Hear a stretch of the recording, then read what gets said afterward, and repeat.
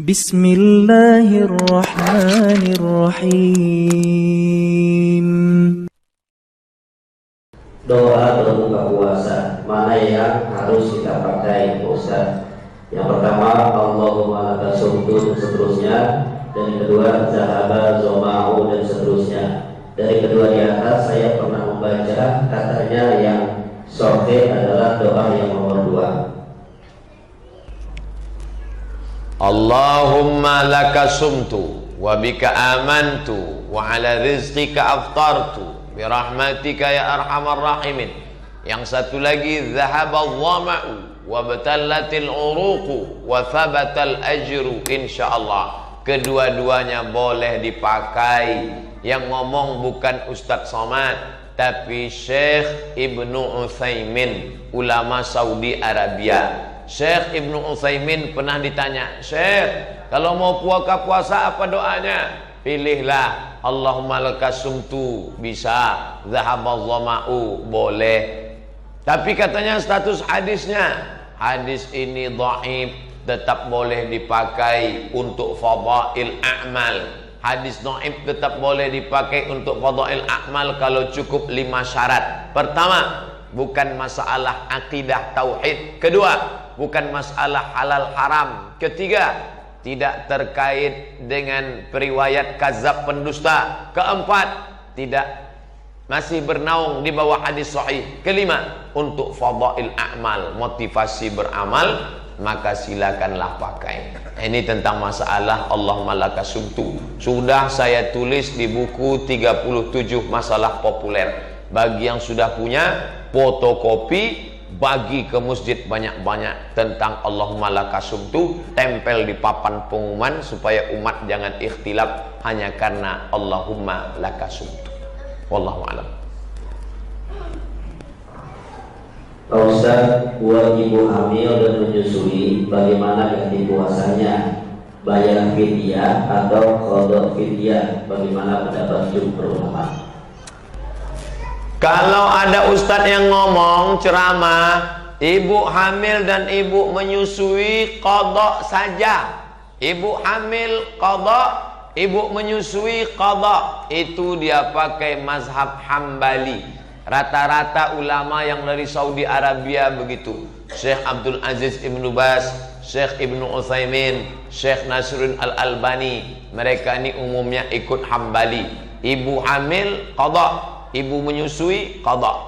Tapi kalau mazhab Syafi'i tidak begitu. Mazhab Syafi'i, ingat baik-baik, jika ibu tidak puasa karena dirinya, maka qada saja. Bu, jangan puasa ya, ibu ini orangnya lemas, maka dia qada saja.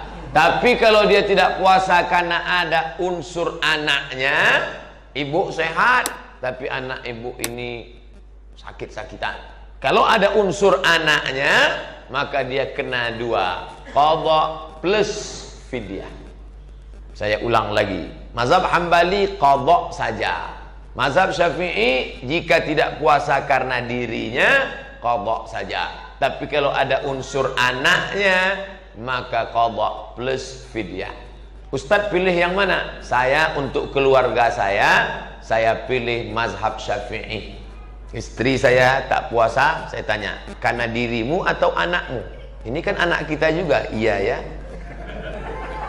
karena anak kita, maka kamu kena 2, bayar qada dan bayar fidyah. Fidyahnya bisa kubantu, tapi qadanya kau sajalah.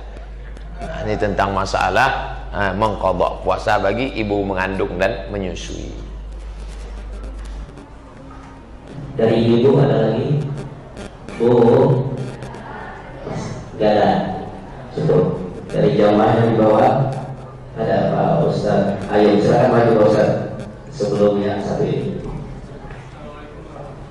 Waalaikumsalam. Maju aja pakai mic. Dapat dulu aja. Ya, dulu aja. Assalamualaikum warahmatullahi wabarakatuh. Waalaikumsalam. Ustaz, saya baca di buku 37 masalah populer, tidak semua yang tidak dilakukan Nabi itu bid'ah. Lantas contoh bid'ah berlaku yang sudah terjadi dalam sekarang ini seperti apa? Jika tidak dilakukan Nabi bid'ah. Inilah yang banyak menyesat-nyesatkan orang Islam. Jika tidak dilakukan Nabi bid'ah. Pernah dilakukan Nabi? Pernah dilakukan Nabi? Pernah dilakukan Nabi? Maka saya ungkap di situ banyak sekali perbuatan yang tidak pernah dilakukan Nabi tapi dilakukan sahabat Nabi. Mana contohnya? Berzikir 1000 kali sebelum tidur malam. Siapa yang melakukannya? Abu Hurairah. Abu Hurairah sebelum tidur malam berzikir 1000 kali. Ngitungnya gimana? Alfu uqdah, disimpul tali 1000 simpul. Karena kalau pakai tangan cuma bisa 33. 33, 66, 99. Lebih daripada itu error. Maka pakai subhanallah, subhanallah, subhanallah 1000. Tunjukkan saya mana hadisnya. Apa pernah Nabi mengajarkan, hai orang beriman, sebelum tidur malam berzikirlah engkau 1000 kali. Kalau pakai kaidah tadi, kalau tidak dilakukan Nabi bid'ah, berarti Abu Hurairah masuk neraka. Karena dia berani buat zikir 1000 kali sebelum tidur malam. 2. Imam Ahmad bin Ambal salat malam 300 rakaat. Mana pernah dilakukan Nabi? Kalau itu dipakai kaidah, Imam Ahmad masuk neraka. 3. Imam Ibnu Taimiyah. Ibnu Taimiyah selesai salat subuh menghadap ke langit membaca Al-Fatihah sampai terbit matahari sebelum sholat sunat Isra. Mana pernah dilakukan Nabi? Hai orang beriman, selesai sholat subuh menghadaplah ke langit, baca Al-Fatihah. Menghadap ke langit, di tempat saya nampak awan, di sini menghadap ke langit nampak ibu-ibu. Mana pernah? Oleh sebab itu tidak semua mesti disyaratkan dilakukan Nabi. Kalau ada dalilnya tidak bertentangan dengan sunnah, maka baik dilaksanakan. Muncul pertanyaan, kalau begitu yang bid'ah dolalah itu mana? Maka baca pembahasan bid'ah ditulis oleh Syekh Abdul Ilah Husain Al-Arfaj. Saya kutip dari buku dia, itulah yang saya nukil ke dalam buku 37 kriteria bid'ah dolalah. Ada 9. Kalau ada salah satunya, maka dia masuk kriteria bid'ah dhalalah.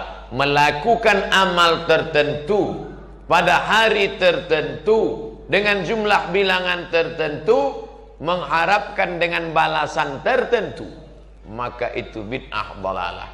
Kalau engkau membaca subhanallah 3000 kali pada hari Jumat, maka akan turun 1000 malaikat didampingi 1000 bidadari. Itu tak ada. Tapi selama ini ulama-ulama mengajarkan, dia hanya mengajarkan latihan zikir tahlil 1000 kali. Silakan, ya Rahman ya Rahim sekian kali, silakan. Maka ini perbuatan baik, tidak disebut bid'ah. Yang dhalalah, mengambil turbah Karbala lalu diletakkan di tempat sujud. Ketika sujud ditempelkan kening, Allahu Akbar.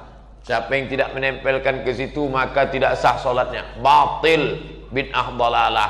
Wa kullu bid'atin dhalalah. Kata Imam Nawawi, maknanya kebanyakan bid'ah itu dhalalah, tapi tidak semua bid'ah itu dhalalah. Maka Imam Syafi'i membagi 2. Kalau dia bertentangan dengan Quran dan Sunnah, dhalalah.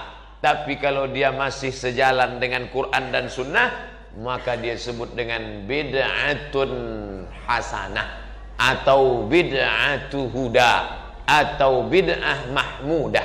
Tapi kalau dia bertentangan, bid'atu dhalal, atau disebut dengan bid'atun mazmumah, atau disebut dengan bid'atun mustaqbahah. Itu yang membagi itu siapa? Imam Syafi'i, yang hafalan hadisnya tak terhitung di kepala. Imam Syafi'i yang alim, bergelar Nasirus Sunnah.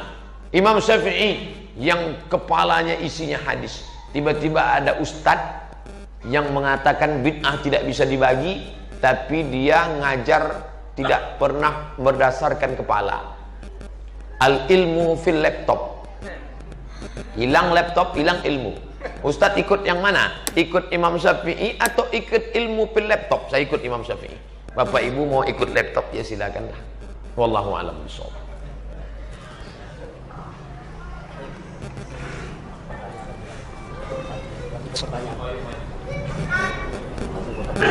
Assalamualaikum warahmatullahi wabarakatuh. penentuan satu Ramadan, satu Syawal, satu Ramadan dan satu Syawal. Tapi kadang-kadang ya seperti saudara-saudara dari Muhammadiyah, Ramadan masih 20 sudah menentukan Ramadan jatuh pada tanggal sekian. Saya dalam Quran itu berpuasa kamu kalau sudah berbuka dan juga berbuka kalau sudah berbuka. Ini bagaimana bisa?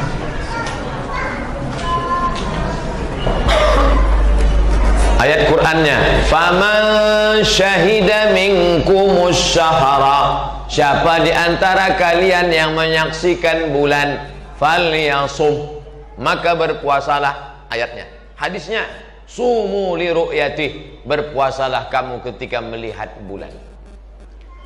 Apakah Mesir, Maroko dan Saudi Arabia tidak memakai ilmu falak, ilmu hisab? Pakai.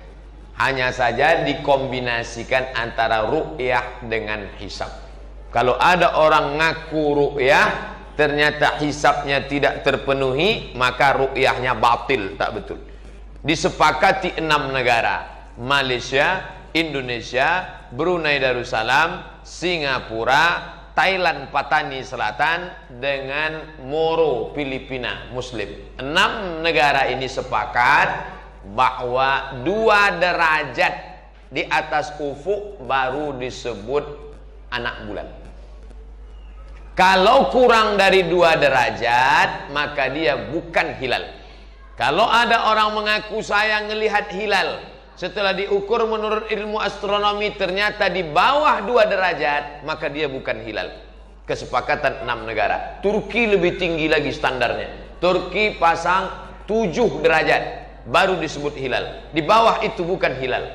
Nah, saudara-saudara saya, kawan-kawan saya dari majelis tarjih punya ijtihad tersendiri bahwa di bawah 2 pun tetap hilal. Di situ letak persimpangannya. 0,5 pun kalau sudah terlihat maka dia sudah dianggap hilal. Disitulah letak persimpangan. Ketika kelompok ini mengatakan 2 derajat baru hilal, kalau tidak 2 derajat tidak hilal, kata Muhammadiyah 0,5 pun sudah dianggap sebagai hilal. Mau tak mau, suka tak suka, negara mengakomodir yang dua-dua ini. Makanya nanti Menteri Agama akan mengumumkan, saudara sekalian berdasarkan ru'yah maka besok kita puasa. Tapi bagi yang mau melaksanakan duluan silakan, dan kita saling menghormati. Tapi kalau di Mesir tidak begitu. Karena Mesir ada mufti namanya. Mufti adalah pemegang tampuk kekuasaan tertinggi dalam bidang agama. Mufti zaman saya dulu namanya Syekh Nasr Farid Wasil. Satu negara, satu mufti, dia yang mengumumkan. Yang melawan mufti melawan negara, tangkap. Maroko lebih tegas lagi. Maroko tak ada mufti, langsung raja. Namanya Raja Muhammad VI. Anak Hasan 2, anak Muhammad 5, anak Hasan 1. Muhammad 6 pengumuman, berdasarkan penampakan anak bulan dibantu oleh hisab ilmu falak, maka besok puasa. Tertulis di konstitusi negara, la yuftin nas hatta yuftil malik. Tidak boleh orang berfatwa kalau raja belum berfatwa. Nah, jadi saya pernah hidup di negeri 2, satu republik Mesir, satu kerajaan yaitu Maroko. Dua-duanya tampuknya satu. Tempat kita Muhammadiyah dengan NU merasa lebih tua dari negara. Negara ini kan baru ada 1945 kata dia. Kami 1912 sudah ada. Kami 1926 sudah ada. Kata Al-Wasliyah kami 1930 sudah ada. Maka jalan tengahnya kata Menteri Agama, terserahlah, yang penting saling menghormati aja ya. Aman, adem, ayem. Gitu. Jadi Bapak pahami sendirilah keadaannya. Ustadz sendiri ikut mana? Saya anggota Komisi Fatwa Majelis Ulama Provinsi Riau. Maka saya tak pernah keluar dari Komisi Fatwa Pusat. Kalau Komisi Fatwa Pusat sudah mengumumkan berdasarkan sidang isbat dengan ini Komisi Fatwa besok puasa, maka saya besok ikut puasa karena saya menghormati alim ulama yang ada di dalam itu dan komitmen terhadap